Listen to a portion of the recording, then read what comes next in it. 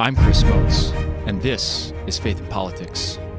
On this broadcast, we range from the soul to the state as we cultivate those virtues and explore those principles that help us live well as faithful Catholics in this great land.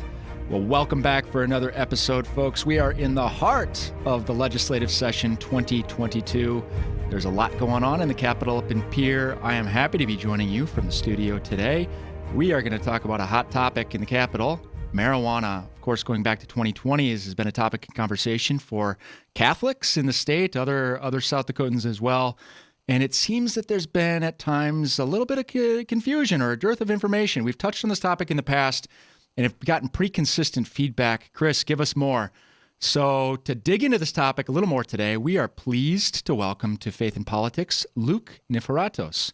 Luke is the Executive Vice President of Smart Approaches to Marijuana, Preventing Another Big Tobacco. Luke serves as their Executive Vice President, which has been described as by the New York Times as the well-coordinated opposition to marijuana legalization. Luke's background is in nonprofit community healthcare, having helped manage federally qualified health centers and worked on health disparities. Prior to joining SAM, Luke was also the co-founder of DocBuddy, a healthcare startup based in Denver that he later sold. At SAM, Luke serves as the principal deputy to the CEO in his roles. He manages day-to-day operations and serves as a spokesperson on marijuana issues. 2018, he was the campaign manager for the successful ballot campaign to defeat legalization in our neighbor to the north, up in North Dakota, and he's led SAM's legislative victories in more than 24 states. He graduated from the University of Denver, and his home state of Colorado gives he, his wife, and young daughter a unique vantage point on the issue of sound drug policy. Luke, welcome to the program. Chris, thank you so much for having me on. And, I need to update my bio because now I've got two daughters, as folks who are watching can see here on my picture right here. But now I got a 1-year-old too. So I have even more perspective. Congratulations. So 2 daughters. I'm a girl dad too. Listeners might recall, Hannah and I were expecting our 4th little girl here any day now. Oh my goodness. Congratulations. Thank you. So I'm on a bit of a travel moratorium to the Capitol right now, doing my work remotely until the baby comes. That's awesome. So, Luke, really excited to have you on. As we were kind of chatting before we went on the air, Smart Approaches to Marijuana is really just this like gold star organization that's really earned the esteem of a lot of Catholic conferences across the country, earned the esteem of a lot of people that just want to think well about marijuana policy. And maybe to start us off, we kind of learned this from your bio, but you are sitting in the state of Colorado right now. So you've got some kind of firsthand experience with marijuana policy. Do you mind just sharing a little bit about maybe what your personal story is and kind of bringing you to be a policy expert on marijuana? Absolutely. Yeah. Thank you. And thanks again for having me on. And, there's so much misinformation out there on marijuana, on the science and on the policy and on the outcomes of states that have legalized it. So I'm really excited to jump into all that with you, Chris, today. And hopefully folks will learn something. I feel like I learned something as I get into these conversations myself. But, before I talk a little bit about my experience in Colorado, I'll just introduce SAM real quick. Please. So we're the nation's leading nonprofit, nonpartisan organization that is opposed to the legalization of marijuana. We support lowering criminal penalties for people who have, a small amount of marijuana in their person, or, we don't think somebody who's 14 years old and smoking a joint should get a permanent criminal record, but they need to get help. They need to be educated on kind of what this drug could do to them.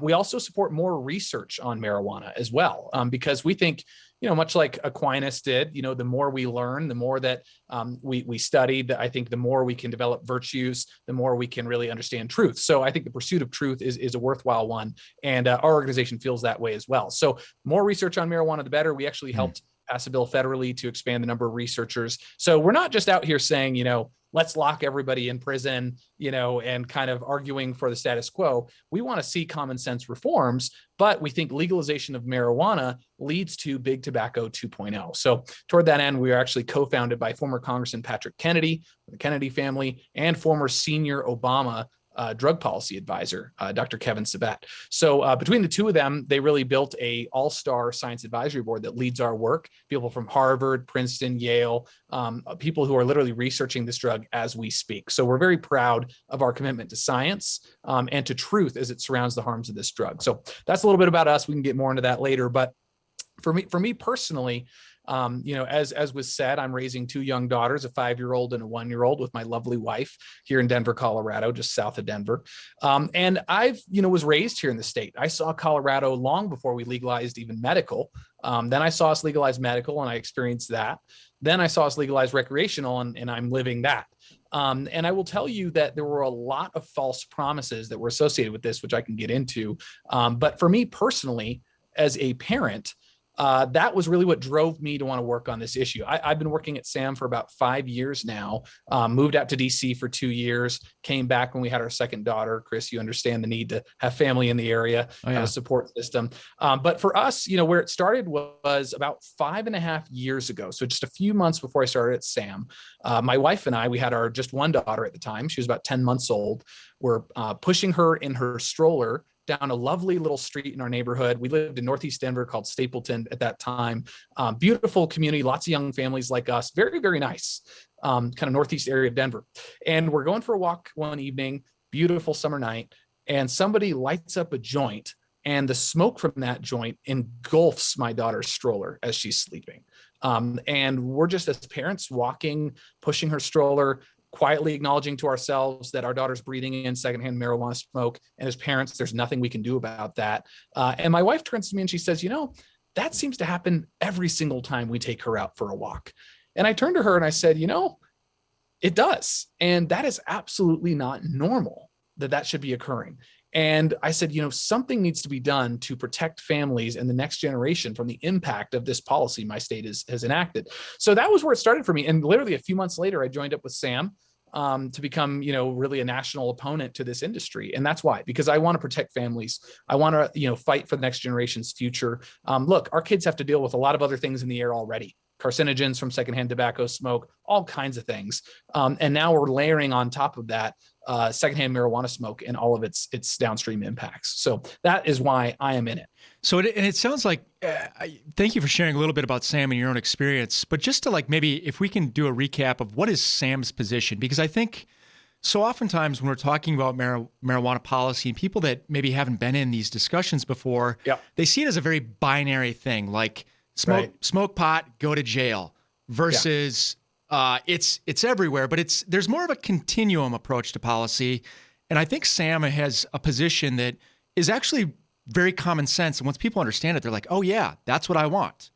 Yeah, absolutely. So we call it the false dichotomy. Right now, people think you either lock everybody up and throw them in prison for a joint, or you totally commercialize, marijuana Colorado style. And in reality, there are so many more policy options on the table. You can look at, obviously, there's the medical perspective, which South Dakota has chosen to go down, a route of, quote unquote, medical marijuana. But just a reminder, folks, this isn't reviewed by the FDA. You're not getting a prescription. There's no dosage. There's no, refills. It doesn't function like any other medicine out there. But nonetheless, there's the medical discussion. Then there's the recreational discussion. And then there's the criminalization discussion. And so these are all different policy topics within marijuana. And it's really interesting because, people, you poll them. We just did a national poll, and then a poll in Maryland and a poll in New Hampshire just about 3 weeks ago. And we gave people 4 options. We said, typically you'll see a poll, it'll be yes, no, and you'll see 60% of people support legalizing marijuana. But what we do is we give them that same question, but we give them 4 options. One is recreational marijuana. Do you prefer that policy? Medical marijuana. Do you prefer that policy? Decriminalization of low-level possession. So in other words, you're not going to jail for having a joint in your pocket or for using marijuana personally, but you get like a traffic ticket. Or do you want to fully keep it illegal? So those 4 policy options. And when we gave Americans those options, nationally, 62% of Americans wanted any of the other options other than recreational legalization. It was really striking results we found, Chris. And so we've done those polls at a lot of different states at the state level, and it always turns out the same way. Because I think people, they don't want to have an industry that's setting up shops in their neighborhood, selling cookies, gummies, and ice creams, which is what this industry is doing now with marijuana. They don't want that. But they also, maybe they have a neighbor who uses marijuana and they don't want that neighbor to go to jail for it. So I think it's very important that we dispel these myths out there of, oh, well, marijuana is medicine, so let's legalize it for recreational use. Well, it's like, okay, if you think it's medicine, let's talk about, the medical conversation, but that doesn't mean we need to legalize recreationally. And also one thing I want to, really emphasize is if you have an issue with the criminalization of marijuana, if you think we have too many people in jails or prisons for marijuana, we can decriminalize marijuana. That is one policy tool we can use, and we don't need to legalize and create a whole industry. Creating an industry has nothing to do with the criminalization discussion. So it's really important we separate those things out. Well, and you've used this phrase industry or commercialization a few times, which it kind of begs the question, who is driving the push to legalize marijuana, kind of broadly speaking? Yeah, this is a great question. So a lot of people I think out there, they hear marijuana, they think of joints, they think of like Cheech and Chong, and they think of hippies, and they think of the Woodstock days, which I was not around for, by the way, but I hear it was really a wild time. But nonetheless, that's what we think of. That is long gone. Oh my goodness, is that long gone? We are being led now. This industry is really invested in by tobacco, alcohol, and pharma. The people that are leading the legalization fight right now are people from Silicon Valley and Wall Street who are multimillionaires, multi-billionaires, who are looking to make a profit off of this. We saw, on the big tobacco front, that was really our organization's main concern about 10 years ago when we formed. And now it's really turned out to be prophetic. We said this was going to be like the next big tobacco. We didn't think it was actually going to become the next big tobacco. This industry now has taken over $2 billion from one company alone, Altria Philip Morris. So that's the new name for Philip Morris and Marlboro. They've come together. They're the biggest tobacco company in the country. And they put in over $2 billion into this industry. So they've seen this for a long time as a new way to make money. Tobacco revenues going down. They see this as another way to make a lot of money. Then we have Constellation Brands. Now, that's the name of the biggest alcohol conglomerate in the entire country. They have put over $4 billion with a B, billion dollars into this industry. And, look at the boards of both of those companies, folks. This is not, diversity central. They're not here to achieve social justice outcomes or help with prison reform or anything else like that. These guys are just trying to make a profit. And it's really interesting because with them driving this movement for legalization, they've also, now that, the industry is able to, create shops and create new products, they have altered marijuana immensely. We're talking about potency now, where I mentioned the joints of the Woodstock days. That was like 2%. Now we're talking about 99% potency stuff. Totally different ballgame. So when you say $4 billion, just to put this in context for South Dakotans, $4 billion is about roughly what our annual state budget is. So when you say $4 billion with a B, it's a lot of money. That's what the entire state of South Dakota takes to operate for a year. So we can see that there's really huge financial interest backing this across the country. But I know you, Luke, you've got some experience in South Dakota specifically too, and have kind of looked at who's behind the push to legalize in South Dakota. Can you tell us a little bit more about that? Yeah, absolutely. So our organization was thrilled to be a part of, unfortunately, the losing effort to stop the recreational ballot. But I guess ultimately the courts found that to be out of compliance, which was absolutely the right call. But our organization was behind the No Way on a ballot. I was on the steering committee. We, invested in that committee financially and with our time and really trying to fight for your state and protect you from big marijuana in many ways. And I will tell you, the folks that were funding the push to legalize marijuana in South Dakota, I wish that it was locally run, but we're talking millions upon millions of dollars that were put into that committee to pass that ballot, and the medical one too, by the way, by multimillionaire CEOs from thousands of miles away from South Dakota. So, for example, there was a PAC that put in millions of dollars, a major group, and one of the biggest givers to that PAC is a pro-drug legalization.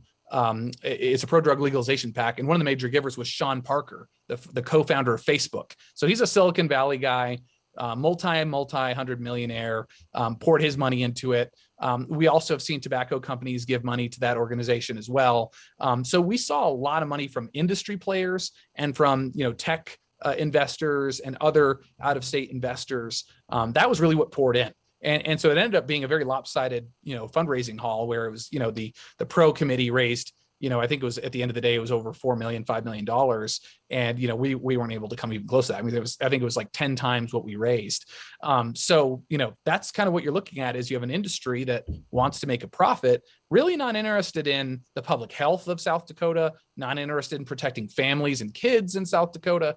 Those are things that you see very glaringly missing from the ballot text is how do we protect kids? How do we, keep them from being targeted? These are things we try to point out on the campaign trail. And as a parent myself and speaking with other parents, speaking with pastors, just speaking with other South Dakotans who really love and appreciate our way of life here, which is, there's nothing vindictive about South Dakotans. We don't want to put our neighbors in jail, but at the same time, we appreciate the family-friendly nature of the place in which we live. And that's kind of a visceral sort of response for us. But there's actually a lot of science that can kind of help us understand what's happening here too. Do you mind, Luke, just unpacking a little bit of the science behind both medical and recreational use of marijuana? Absolutely. Yes. So, obviously a medical working its way through right now. So we should probably start with medical marijuana. Sure. So, on the medical side of things, the science is, so first of all, a lot of people don't know that the FDA has approved a number of marijuana-based medications already that you can get prescriptions for from your doctor. That's Marinol, which is pure THC. That's Epidiolex, which is pure CBD. These are things that are medical grade products that have been reviewed by science and approved for certain ailments. Okay. Then you have the Wild West of what South Dakota is currently embarking on, which is allowing an industry to come in that's been voted on, not reviewed by science, with products that they've formulated and they claim help with, a whole wide array of things, anxiety and pain and, PTSD and all kinds of other things out there, things that have not been validated by research or clinical trials. Okay. And so the science tells us that anything over 15% potency when it relates to marijuana products has absolutely zero, there's no therapeutic effect to it. So that anything over 15% potency is just extremely high potency. We're now seeing products up, like I said, up to 99% potency. So those aren't medical products. Anything under 15%, there has been some use cases for example, cancer patients in late stages with nausea or, helping them with their appetite. There's been some use cases shown there. So there's some limited available science that shows us use cases there. But other than that, this idea of pain and all the broad things we've heard, absolutely no science to justify that whatsoever. So it's important we note that on the medical side. On the recreational side, and again, this is the same drug, right? So medical marijuana dispensaries, let's just be clear, medical marijuana dispensaries are selling the exact same drug that recreational dispensaries are selling. So in Colorado, we had medical marijuana, we legalized recreational. And when we legalized recreational, all the medical dispensaries just changed their sign. They kept selling the exact same product. So it's just important we understand there's no difference. It's the same drug. But what we're seeing on the recreational side is really something, and on medical too, both of these are the same products. We're seeing the potency just skyrocket, right? I mentioned 99%. So what does that do to your brain? Well, a couple of big studies have come out. Okay, so first of all, Lancet Journal of Psychiatry, about 2019, massive population level research study that covered thousands of people. And what they found was if you regularly use today's high potency marijuana, you're 5 times more likely to develop schizophrenia or psychosis. So the mental health aspect of this now is becoming a huge problem, especially with these high potency products. So mental health issue is big. Second is addiction issues, right? So as we've seen the potency go up, just a decade ago, the addiction rate was 1 in 10. 1 in 10 people who use marijuana in the last year would develop a cannabis use disorder. Okay, that's the scientific diagnosis code for marijuana addiction. So dispense with the myths out there. You can be addicted to marijuana. Okay. So, but that was a decade ago. 1 in 10 would get the addiction. Now it's 1 in 3. That's according to the National Survey on Drug Use and Health. This is the top federal statistics you can get on drug use nationally. So I'm not quoting some crazy study. I'm quoting the top researchers in the federal government right now who are researching this every day. So 1 in 10 to 1 in 3. Now people will develop an addiction. So that is also very troubling. And the final thing I'll say is we're seeing now with states that have legalized marijuana, lots of research studies on the increases in impaired driving. So people who are stoned, they're driving, they're killing people on the road. So here in Colorado, we had a 120% increase in people dying on the road from marijuana impaired drivers since legalization, doubling in Washington state. Lots and lots of issues with the roads out there. So those are some of the key lessons we're seeing in the data. Certainly not the only ones, but some of the key lessons we're seeing from a scientific perspective. Well, and Luke, just to touch on driving while intoxicated, driving while high, that's a question I get from people sometimes is, do we actually have like a breathalyzer that for law enforcement to detect this? How do we even know what's the technology? Where's it at on that question?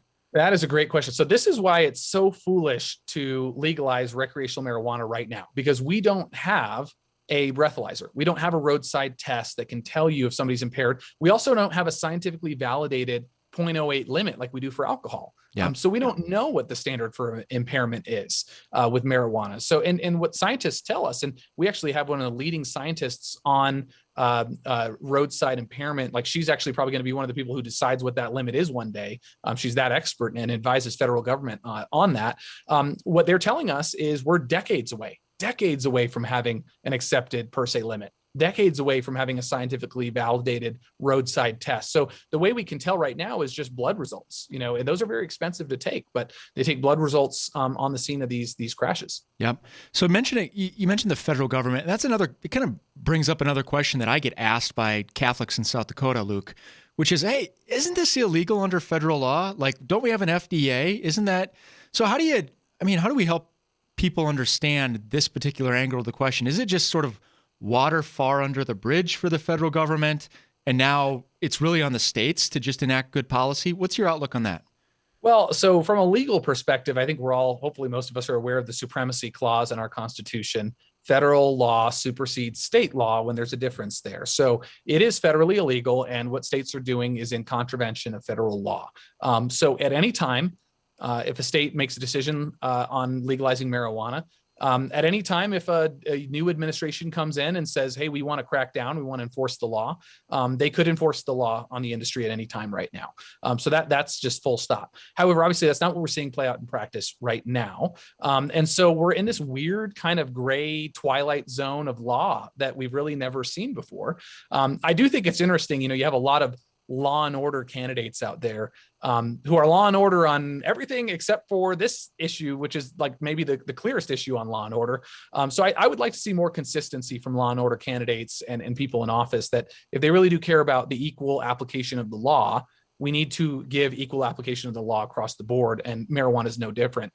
So anyways, it's really interesting to look at that. But yeah, right now we're in a twilight zone. It's very curious. States are making their decisions right now. But again, it's a very murky place, I think, for anyone to make a decision to get into this industry, for example, because they're doing something that's federally illegal. And at any time, the federal government could decide, hey, we're going to enforce the law finally, and actually end up doing that.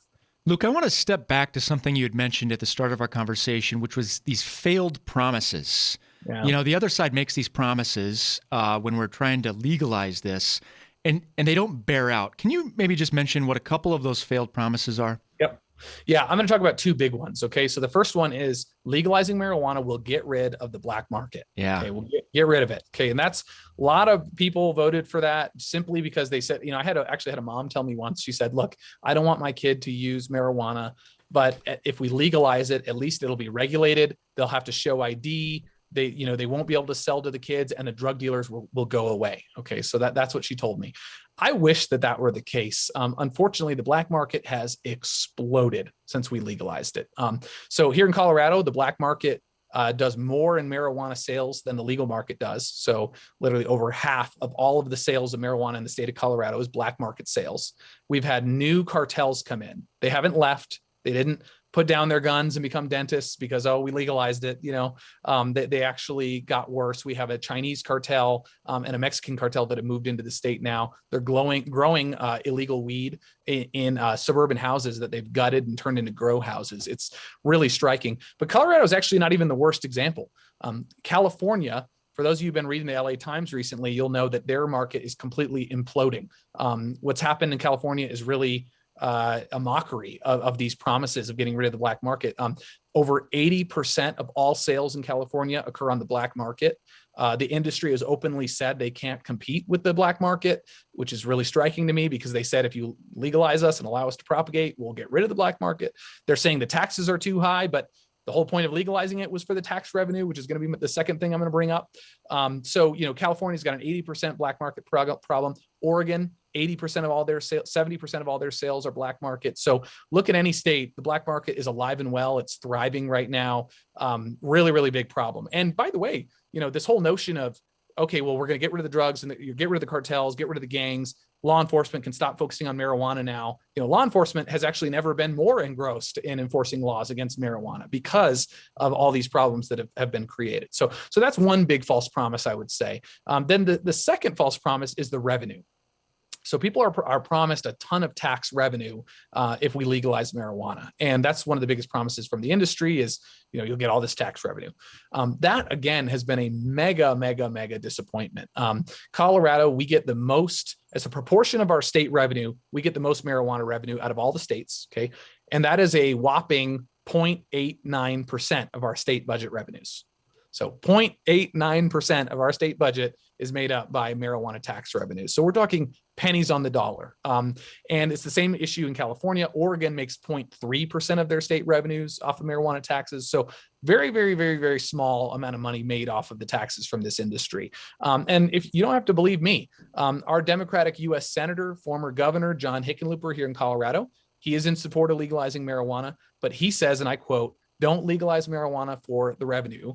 It is a drop in the bucket." That's what he says. Even though he's in support of legalizing it, he says, don't do it for the tax revenue. It is nothing. So those are two, I think, really big false promises out there. Luke, we've got about a minute and a half left, and I want to bring up this as our last question because I know you're a believer. We've had a great conversation. We haven't brought in scripture. This has all just been the natural law using right reason and logic. But in the minute we have left, how should Christians approach this issue? Absolutely. Yeah. And I can't thank you for that question.